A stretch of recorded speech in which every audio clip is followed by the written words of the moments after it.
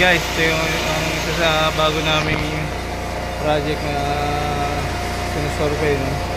So titingnan nyo ito saan ano eh, antipolo to, pero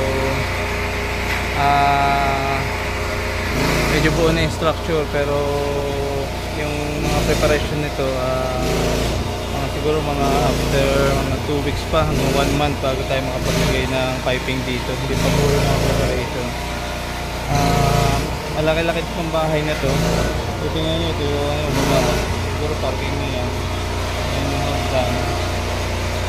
Yun. Tapos yung likod nito, yan. Ito yung magandang pa yan. Medyo malaki. Papakita ko floor plan nito para makita niyo. Ito yung hagdan. So ang key kasi dito guys, sa ganitong project, coordination sa mga foreman, sa engineer, sa architect. Kasi any changes na magbago dito sa ano na to, sa medyo may effect sa cost natin, lalo na medyo malayo-layo rin itong project na to. Tapos ang maganda dito puro sa ano, I-beam.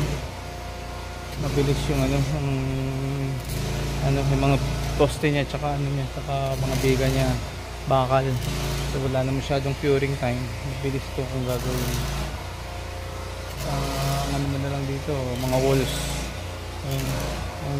Ayun yung view dito mula dito sa baba. So ayun guys. Ayun yung bahay. So ito, ang mangyayari dito, tinignan ko na yung likod nito, dun mailalagay yung condenser, tapos tsaka sa gilid, pero we will coordinate sa architect ano nila dito para malaman natin insights nila, kasi may ibang insights ng mga architect. Pero normally, ayan, ito normally sa likod dyan tsaka sa gilid, ayaw nila makikita dyan sa harapan. Ito yung pinakang ano, yung view dito sa taas. Ayan guys, ayan yung beautiful bahay. So pero wala pa tao dito eh, wala pang mga bahay. Siya pa lang. So ayun, pero dun marami ng bahay. Ayun, sanda ron, makita ba? Hindi makita, nasisilaw ko. Ayan, marami na dun. Ayan, pero normally mga wall mounted lang naman to eh. Tapos ang importante dito sa ganitong ano ng construction is ma-coordinate mo na, ma-prepare na nila yung drain.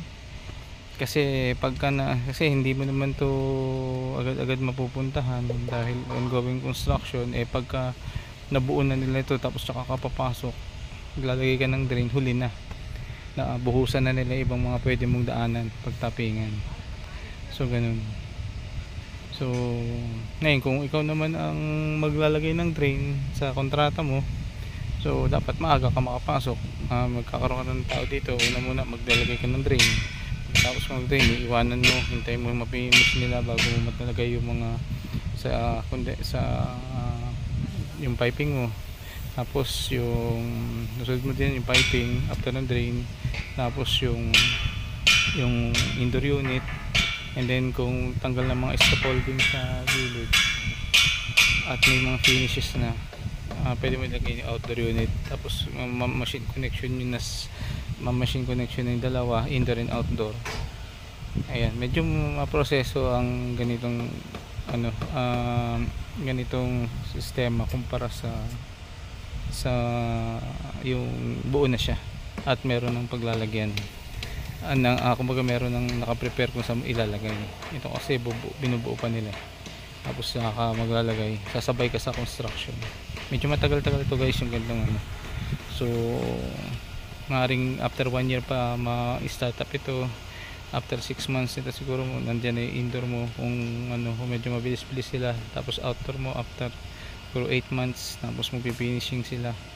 Yung outdoor pala, preparation lang yung mga base, tapos lalagay mo yung outdoor later on, siguro mga after 9 months. Tapos mga after 3 months, 1 year na siya, yun, tsaka mo na mabubuo, may startup mo na siya. So Yun guys, kaya may extra cost yung time element dito eh. So yun lang guys. So kung may mga tanong kayo at tsaka gusto nyo ma-check kung paano magkaroon ng preparation sa mga ganitong project, meron akong link dyan para na guide. Download nyo na lang. See ya!